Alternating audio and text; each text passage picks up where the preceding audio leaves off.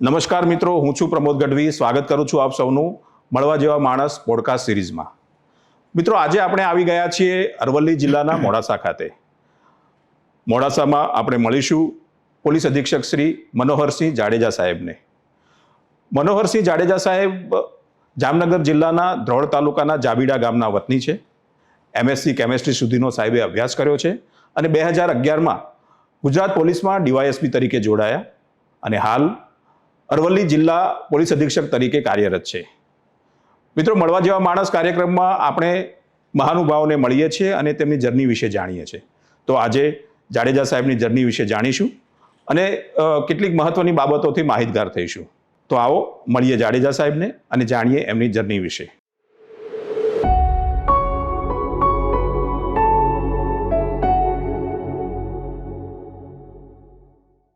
નમસ્કાર સાહેબ, સ્વાગત છે આપનું મારી પોડકાસ્ટ સિરીઝ મળવા જેવા માણસમાં. થેન્ક યુ સર, મળવા જેવા માણસ કાર્યક્રમમાં અમે મહાનુભાવો સાથે એમની જર્ની વિશે વાત કરીએ છીએ અને આનો મુખ્ય ઉદ્દેશ એવો છે કે આમાંથી કોઈને કંઈ મોટિવેશન મળે અને કંઈક માર્ગદર્શન મળે. તો આપની સાથે આપની જર્ની વિશે જાણવું છે, ત્યારે શરૂઆત કરીએ આપના બાળપણથી.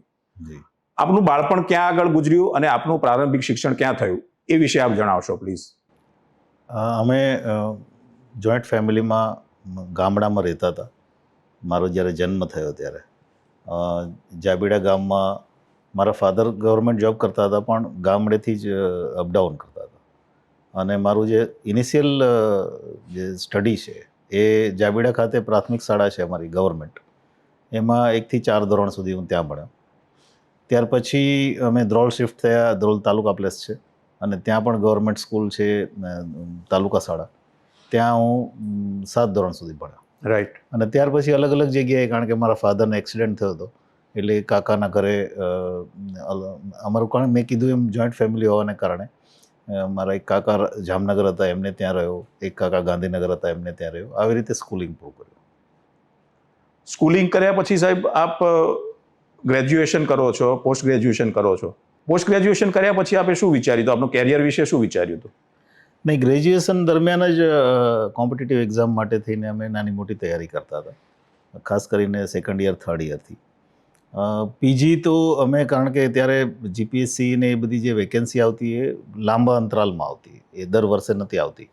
એને કારણે થઈને અમે પીજી જોઈન કરેલું અને ત્યાર પછી જોબ પણ અમે કરી અંબુજા સિમેન્ટમાં. ત્યાર પછી અલગ અલગ કોમ્પિટિટિવ એક્ઝામ આપી. એમાં રેલવે છે, સબ ઇન્સ્પેક્ટર છે, બેંક પ્રોબેશનર ઓફિસર છે, આ બધી એક્ઝામ ક્લિયર પણ કરી અને છેલ્લે અમે LICમાં પણ 7-8 વર્ષ નોકરી કરી. ત્યાર પછી અમે જીપીએસસી એક એટેમ્પ્ટમાં નહીં, પણ બીજા એટેમ્પ્ટમાં અમે જીપીએસસી ક્લિયર કરી શક્યા. તો સર, પોલીસમાં આવવાનું આપે પહેલેથી જ વિચાર્યું હતું? પણ નોર્મલી શું હોય કે ગામમાં કોઈ સારી પોસ્ટ ઉપર હોય કે પરિવારમાં કોઈ સારી પોસ્ટ ઉપર હોય તો એનાથી મોટિવેશન મળતું હોય છે. તો એવું કંઈ મોટિવેશન હતું પહેલેથી? નહીં, હું એનસીસીમાં હતો. કોલેજમાં મેં એનસીસી કરેલું અને એનસીસીમાં RDC કેમ્પ વગેરે અમે દિલ્હી પણ ગયેલા. એ દરમિયાન અમને યુનિફોર્મ જોબ વિશે થોડું એટ્રેક્શન થયેલું. આફ્ટર ગ્રેજ્યુએશન અમે એરફોર્સમાં ગ્રાઉન્ડ ડ્યુટી ઓફિસર માટે 2 વખત રિટર્ન પણ પાસ કરેલી, પણ અમે SSBમાં પાસ નહોતા થયા. અને ત્યારથી મને એમ હતું કે યુનિફોર્મ જોબ મારે કરવી છે. મારી નેચરને પણ લાઇક કરે છે, એનું ડિસિપ્લિન, એનું એડવેન્ચર પ્રકારનું એનું વર્ક એ અમને ગમતું હોવાને કારણે યુનિફોર્મ જોબ જીપીએસસીમાં મારું પહેલી ચોઈસ જ ડીવાયએસપી હતી. ઓકે. ગુજરાત પોલીસમાં સર આપ 2011માં જોડાયા, તો ત્યારથી અત્યાર સુધી આપના પોસ્ટિંગ વિશે થોડી માહિતી મેળવીએ. જી, મારું ફર્સ્ટ પ્રોબેશન ડીવાયએસપી તરીકે બનાસકાંઠામાં રહ્યું. અલગ અલગ ડિવિઝનમાં આખા બનાસકાંઠા જિલ્લામાં અમને પ્રોબેશનર તરીકે ટ્રેનિંગ આપવામાં આવેલી. ત્યારે મારા અશોક યાદવ સાહેબ મારા એસપી હતા અને ખૂબ સારી ટ્રેનિંગ એમને ત્યારે આપી. ત્યાર પછી અમારું ઇન્ડિપેન્ડન્ટ SDPO તરીકે પોસ્ટિંગ થયું, રાજપીપળા SDPO તરીકે. અને ત્યાં 4 વર્ષ નોકરી કર્યા પછી અમે ટ્રાન્સફર થઈ ધોળકા SDPO, જ્યાંથી અમારું પ્રમોશન આવ્યું અને અમે DCP રાજકોટ તરીકે મુકાયા. ત્યાં લગભગ 4.5 વર્ષ રહ્યા. ત્યાર પછી ત્યાંથી ટેન્યુર પૂરો કર્યા પછી SP ગીર સોમનાથ તરીકે ગયા. ત્યાં 3.5 વર્ષ અમે રહ્યા. એ પણ ટેન્યુર પૂરો કરીને અત્યારે અમે SP અરવલ્લી તરીકે. સર, આપ SP તરીકે અહીંયા કાર્યરત છો, પણ આમ જોઈએ તો ઓલમોસ્ટ 15-16 વર્ષનો આપનો કાર્યકાળ થઈ ગયો છે ગુજરાત જી. પોલીસમાં. તો આપણે થોડા આપના અનુભવ વિશે વાત કરવી છે કે ગુજરાત પોલીસમાં આપ અલગ અલગ પોઝિશન ઉપર કામ કર્યું એ દરમિયાન આપને થયેલા સારા નરસા અનુભવો. તો આવા કોઈ યાદગાર પ્રસંગો આપ જણાવશો? પોલીસની જે નોકરી છે એ લોકો માટે છે. લોકશાહીમાં તો ખાસ એ ઇમ્પોર્ટન્ટ રોલ છે પોલીસનો. મદદરૂપ થવાના પ્રસંગો લગભગ રોજે બનતા હશે હાજી. આ 15 વર્ષમાં. પણ જે ઇમ્પોર્ટન્ટ મોટા પ્રસંગો જેને કહી શકાય એમાં જ્યારે અમે એસડીપીઓ રાજપીપળા તરીકે હતા ત્યારે સ્ટેચ્યુ ઓફ યુનિટીનું કામ હજી ચાલુ નહોતું થયું. હા. એનું ભૂમિપૂજન અમે પોસ્ટિંગ થયું પછી થયું. હાજી. અને ત્યાં ખૂબ મોટા પ્રશ્નો હતા જમીન એક્વાયર કરવાના અને ત્યાં લોકલ લેવલે ઇસ્યુ. નર્મદા બચાવો આંદોલન ત્યારે પીક ઉપર હતું. સાથે સાથે ડેમ પણ ત્યારે હજી અધૂરો હતો. 2012-13ની હું વાત કરું છું. જી. અને ડેમનો પણ વિરોધ ચાલુ હતો. એટલે એ સમયગાળા દરમિયાન અમે ખૂબ ત્યાં કામ કરવું પડ્યું. લીગલી કેવી રીતે લોકોને આપણે સમજાવી શકીએ, કંટ્રોલ કરી શકીએ એ પ્રકારની પદ્ધતિથી કામ કરવું પડ્યું. અને એમાં અમને ખૂબ શીખવાનું મળ્યું.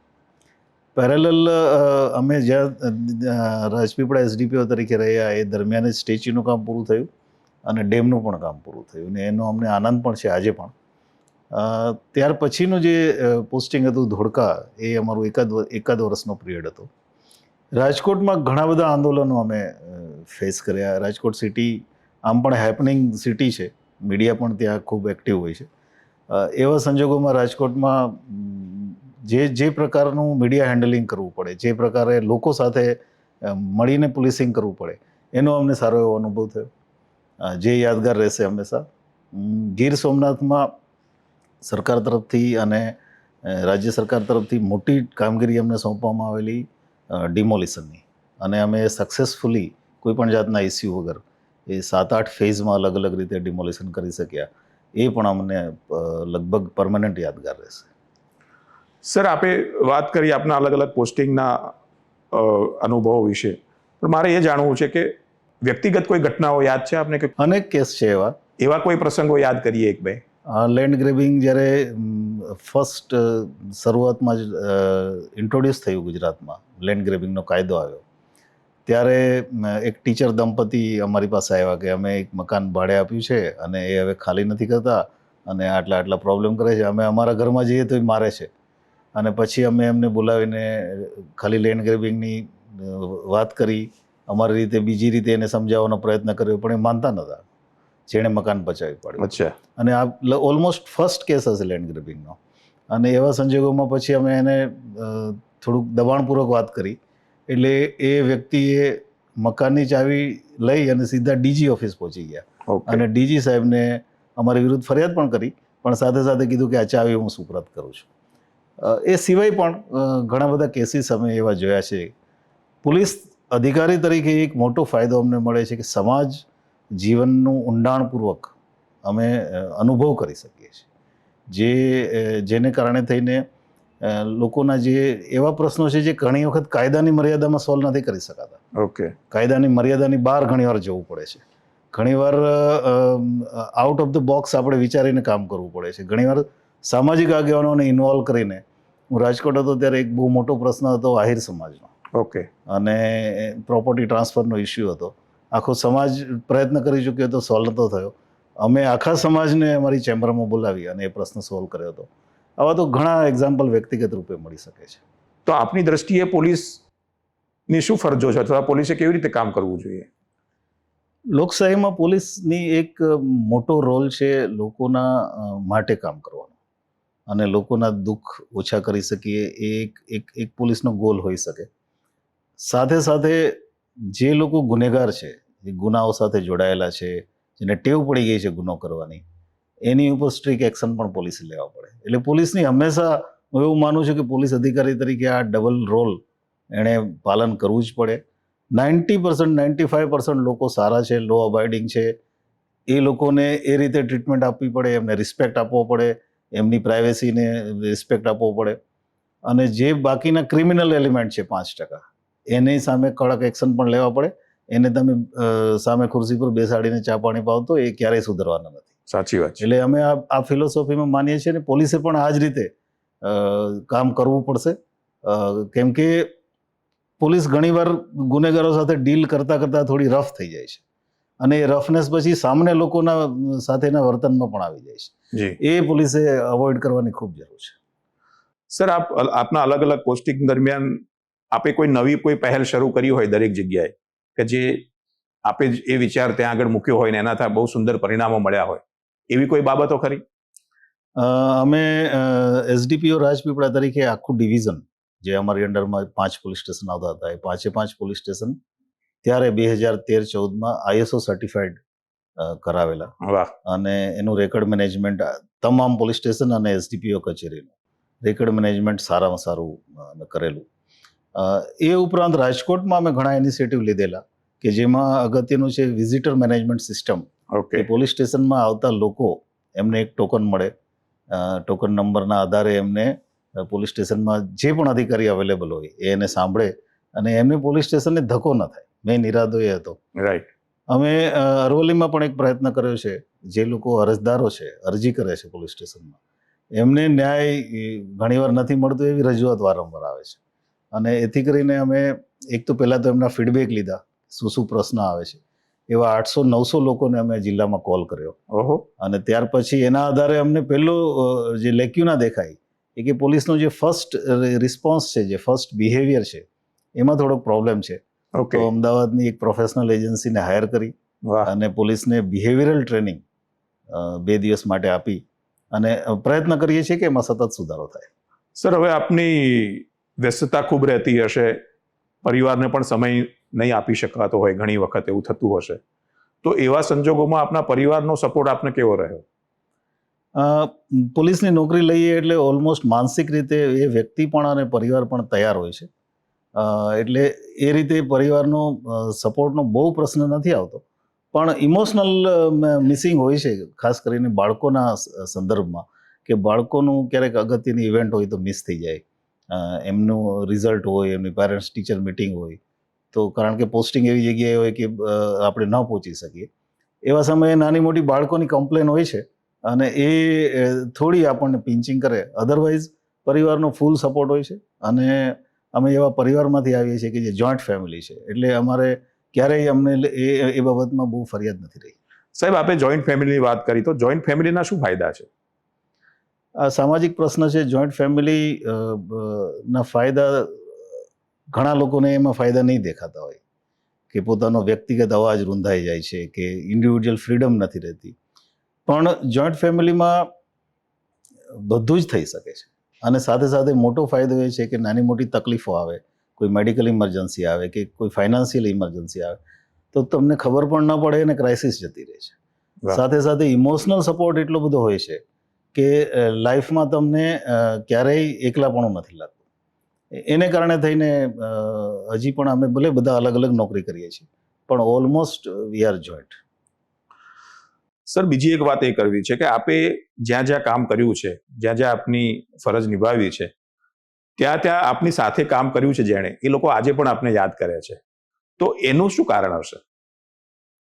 પોલીસ અધિકારી, કારણ કે પોલીસને એટલી બધી કામગીરી કરવાની હોય છે, એટલી બધી પોલીસની વ્યસ્તતા હોય છે કે વારંવાર અમુક ને અમુક ઓપરેશન ચાલતા હોય છે અને એવા સંજોગોમાં ઘણા બધા નીચેના અધિકારીઓ સાથે કોઈ નાની મોટી ટીમો બનાવવાની હોય, કોઈ મોટા ઓપરેશન કરવાના હોય, એટલે બધા જ અધિકારીઓને મોટે ભાગે પોલીસ યાદ કરતી હોય છે કોઈ પણ રીતે. પણ અમે તો નહીં કહી શકીએ એનું એક્ઝેક્ટ શું કારણ છે, પણ એક ટીમ બનાવીને ચાલવું અને ટીમને મોટિવેટ કરતું રહેવું, સારાને રિવોર્ડ આપવો, ખરાબને પનિશમેન્ટ આપવું અને ક્લિયર કટ ડિસિઝન બને એટલું જલ્દી લેવું, એ પ્રકારની પદ્ધતિથી કામ કરીએ છીએ એટલે કદાચ પોલીસ યાદ કરતી હશે. હું એમાં બહુ જાજુ નહીં કહી શકું આપને. આપનું આ વ્યસ્ત શેડ્યુલ છે, એમાં કોઈ શોખ કે એવું કોઈ એનું ખરું આપને? પહેલાં તો મને વાંચનનો બહુ શોખ હતો, પછી વચ્ચે થોડો સમય એવો આવ્યો કે વાંચન નહીં થઈ શક્યું. હોર્સ રાઇડિંગનો થોડો શોખ છે, ચેસ રમવાનો થોડોક શોખ છે, નેચરમાં જવાનો, ગીર સોમનાથના પોસ્ટિંગમાં મેં બહુ એન્જોય કર્યું, નર્મદાના પોસ્ટિંગમાં પણ બહુ એન્જોય કર્યું અને આ 2-3 શોખ છે. વાંચનમાં સર કોને વાંચો છો? હું ફિક્શન બહુ નથી વાંચતો, મોસ્ટલી ઓટોબાયોગ્રાફી અને ફિલોસોફિકલ વધારે રીડિંગ કરું છું. ઓટોબાયોગ્રાફી મોટાભાગની મેં વાંચી હશે, પણ એમાં મારી ફેવરિટ ગાંધીજીની ઓટોબાયોગ્રાફી છે, નેલ્સન મંડેલા છે, એ મને વધારે ગમે. આપનો જીવન મંત્ર શું છે? જ્યાં પણ કામ કરીએ ત્યાં સારામાં સારી રીતે આપણું બેસ્ટ આપવાનો પ્રયત્ન કરવો, એમાં સતત ઇમ્પ્રુવમેન્ટ કરવાનો પ્રયત્ન કરવો અને ન્યુટ્રાલિટી અને ઓનેસ્ટીથી કામ કરવું. અહીંયા જિલ્લામાં પોલીસની કામગીરી વિશે આપ શું કહેશો? અલગ ટાઈપના પ્રશ્નો છે. બોર્ડર ડિસ્ટ્રિક્ટ છે, રાજસ્થાન સાથે 110 કિલોમીટરની બોર્ડર છે. એવા ક્રાઇમ છે અમુક જે આંતરરાજ્ય ક્રિમિનલ આવીને, ધારો કે ચોરી છે, લૂંટ છે, એ બહારની ગેંગ આવીને અહીંયા કરી શકે છે. પોલીસ માટે અહીંયા કેમ કે બોર્ડર 110 કિલોમીટરની બોર્ડરને રક્ષણ કરવું, આ વર્ચ્યુઅલ બોર્ડર છે, એવી કોઈ ફેન્સિંગ છે નહીં આપણી પાસે. એટલે પોલીસ માટે અહીંયા કામગીરી વધારે છે. ખાસ કરીને જે પ્રોહિબિટેડ એલિમેન્ટ છે, જેમાં નાર્કોટિક્સ આવી જાય, દારૂ આવી જાય, એ પ્રકારની એને રોકવા એ પોલીસ માટે અહીંયા મોટી ચેલેન્જ છે. એઝ એ ટીમ કામ કરવું પડે છે પોલીસે. અને એ જે પ્રશ્નો છે, જે આંતરરાજ્ય ગેંગ અહીંયા આવીને ઘણીવાર લૂંટ કે ચોરી કરી જાય છે, એને પકડવા માટે ખૂબ મહેનત કરવી પડે છે. પછી મધ્યપ્રદેશ કે રાજસ્થાન જવું પડે, ત્યાં લોકલ સોર્સિસ ઊભા કરવા પડે. એટલે પોલીસ માટે અહીંયા વધારે મોટી ચેલેન્જ છે. સર, હવે આપણે પોડકાસ્ટના અંત તરફ જઈએ છીએ. તો અત્યારે યુવાનો વ્યસનના રવાડે ચડ્યા છે, મોબાઈલના રવાડે ચડ્યા છે, ઘણી વખતે કોઈ દિશા નથી હોતી. તો એવી સ્થિતિમાં આપ યુવાનોને શું માર્ગદર્શન આપશો? મને રાજકોટમાં જ્યારે 2018માં અમારું પોસ્ટિંગ થયું અને 2018 કે 19ની વાત છે, અમે રાત્રે પેટ્રોલિંગમાં હતા અને 2 છોકરા મોબાઈલ લઈને રેલવે સ્ટેશનથી આમ તેમ કંઈક ફરતા હતા, ડાઉટફુલ કન્ડિશનમાં. રાત્રે 1 વાગ્યાનો સમય હશે. એટલે મેં ગાડી રોકીને પૂછ્યું, ભાઈ શું કરો છો? તો પેલી કોઈ રશિયન ગેમ હતી, બ્લુ વેલ કે એવી, એ લોકો રમતા હતા. ત્યારે પહેલી વાર અમને ખબર પડી કે છોકરાઓ આટલી હદે આમાં પ્રોબ્લેમ મોટો થઈ ગયો છે. મોબાઈલનો જે વળગણ છે એ તો એમાં પોલીસનો રોલ બહુ નથી, પણ એમાં વડીલોનો, મા બાપનો, શિક્ષકોનો એમનો રોલ છે, સમાજનો મોટો રોલ છે. અને એ અમુક રાજ્યોમાં કે અમુક દેશમાં જે મોબાઈલ પ્રતિબંધ મૂક્યો છે, એ એક સારું સોલ્યુશન દેખાય છે અત્યારે. સમજણ એક મોટું એમાં કામ કરશે. બાકી જે આપણે વ્યસનની વાત કરી, વ્યસનમાં એક કારણ ઇન્ટરનેટ પણ છે, એક કારણ એમની સંગતિ પણ છે, અને મા બાપનું મોનિટરિંગ ઓછું છે, ન્યુક્લિયર ફેમિલી થઈ ગયા છે, છોકરાઓ ઘણીવાર પીજીમાં એકલા રહે છે, એ બધા કારણો છે. અવેલેબિલિટી ઓફ નાર્કોટિક્સ અથવા જે કંઈ પણ હોય વ્યસનનું સાધનો, એની ઉપર પોલીસ સતત કાર્યવાહી કરે છે, પણ એના પણ આ લોકો રસ્તા ગોતી લે છે, મેડિકલ સ્ટોરમાંથી અમુક દવાઓ લઈ લે છે. પોલીસ અત્યારે એમાં પણ થોડીક એક્ટિવ થઈ છે. સિરપની સામે ડ્રાઈવ પોલીસ રાખે છે, પણ તેમ છતાં એકલી પોલીસથી એ પ્રશ્ન સોલ્વ થવાનો નથી. એમાં મા બાપનો બહુ જ મોટો રોલ છે અને સાથે સાથે શિક્ષકોનો મોટો રોલ છે. અચ્છા સર, જે યુવાનો પોલીસમાં આવવા માંગે છે, તો એ લોકોએ શું કાળજી રાખવી જોઈએ? અથવા આપની જેમ આઈપીએસ કે આઈએએસ બનવું છે, તો એવા લોકોએ શું કાળજી રાખવાની જરૂર છે? 2 રસ્તા છે. એક તો તમે જીપીએસસી આપીને આવી શકો અને એક તો તમે ડાયરેક્ટ યુપીએસસી. હવે તો ગુજરાતમાં બહુ સારું વાતાવરણ છે અને બહુ જ સારું રિઝલ્ટ આવે છે ગુજરાતના કેન્ડિડેટ્સનું. જે લોકો કોલેજમાં છે એમણે સીધો જ ગોલ યુપીએસસીનો રાખવો જોઈએ. મારી સલાહ છે કે અમે લોકોએ નથી આપી યુપીએસસી. હવે બધું જ મટીરિયલ અવેલેબલ છે, બધું જ ગાઈડન્સ નેટ ઉપર અવેલેબલ છે. ઇવન તમે દિલ્હી પણ જવું હોય તો જઈ શકો છો. ગુજરાતમાં પણ સ્પીપા ખૂબ સારી રિઝલ્ટ આપી રહી છે. નાની ઉંમર હોય અને અત્યારથી જો ગોલ ક્લિયર હોય તો યુપીએસસી માટે પ્રયત્ન કરવો જોઈએ. વધારે હાયર ગોલ રાખશે તો વધારે ફાયદો થશે. જીપીએસસી પણ ઓલમોસ્ટ પેરેલલ સિલેબસ અત્યારે છે યુપીએસસીની સાથે, અને જીપીએસસી માટે પણ જે લોકો તૈયારી કરવા માંગતા હોય એમણે તો ગુજરાતમાં જ તૈયારી કરવાની છે.